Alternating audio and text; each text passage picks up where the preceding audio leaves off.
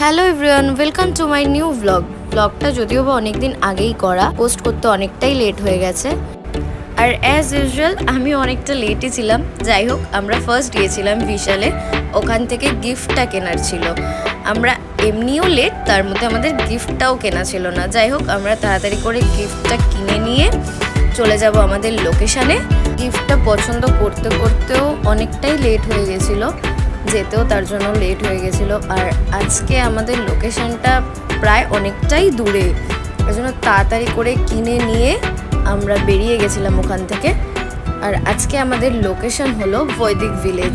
আমরা ম্যাপ দেখে যাচ্ছিলাম, তো যেই রাস্তাগুলো পড়েছিল যাওয়ার পথে এতটাই অন্ধকার, আমরা লিটারেলি ভয় পেয়ে গেছিলাম। আর এই যে হাসতে দেখছো, এই হাসিটা বৈদিক ভিলেজে এন্ট্রি করার পর। যেই রিজনে বৈদিক ভিলেজে আসা, রিজনটা ছিল রূপমের বার্থডে। অলমোস্ট তোমরা সবাই চেনো রূপমকে। আমরা সেফলি পৌঁছে গেছিলাম, রূপমকে গিফটটাও দিয়ে দিয়েছে সায়ন। অ্যাজ ইউজুয়াল আমরা সবার লাস্টে ওখানে ঢুকেছি, সবাই ওখানে অলরেডি চলে গেছিল আর আমাদের জন্যই বসেছিল, কেক কাটা হয়নি। যাই হোক, আমরা যাওয়ার পরেই কেকের ফটো তোলা শুরু হয়ে গেছিলো। আমরা সবাই ওখানে কনফিউজ ছিলাম যে রূপমের বিয়ে হচ্ছে নাকি বার্থডে সেলিব্রেশন হচ্ছে।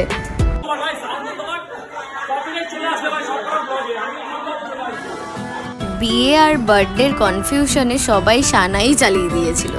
সবাই এখানে রূপমকে খুব বাজেভাবে অ্যাটাক করছিল, তবে অ্যাটাক বলাটা এখানে ভুল। রূপম কিন্তু প্রচণ্ড ব্লাশ করছিল, হয়তো মনে মনে খুশিই হচ্ছিল। যাই হোক, কেক কাটা হয়ে গেল, এখন চলছে কেক খাওয়ানোর পর্ব। আর আমাকে এখানে স্নো দিয়ে পুরো ভূত করে দিয়েছিল। যাই হোক, অনেকটাই পরিষ্কার করছিলাম আর সায়নকে জিজ্ঞেস করছিলাম দেখ আছে কি না। পেছনে লুকিয়ে পড়েছিল সৌমিদি। আর এই ছেলেটা কিছু হলেই ক্যামেরাটা আমার পুরো মুখের সামনে নিয়ে আসে। যখনই ওকে ক্যামেরা করতে বলা হবে তখনই এই কাজটাই করবে।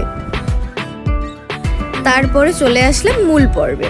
এখানে ছিল মৌলি স্যার দেওয়া রূপমকে একটা গিফট।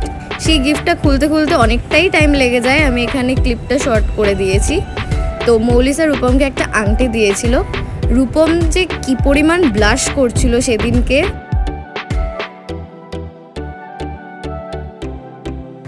আমাদের সাথে সাথে হয়তো রূপমও কনফিউজড হয়ে গেছিল যে আজকে ওর বার্থডে নাকি বিয়ে নাকি এঙ্গেজমেন্ট।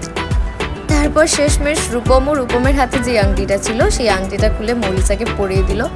আর ও যেমন ভাট বকে তো বকেই যাচ্ছে। যাই হোক, দুজনেই খুব ভালো মানুষ, খুব ভালো থাকুক ওরা, মেড ফর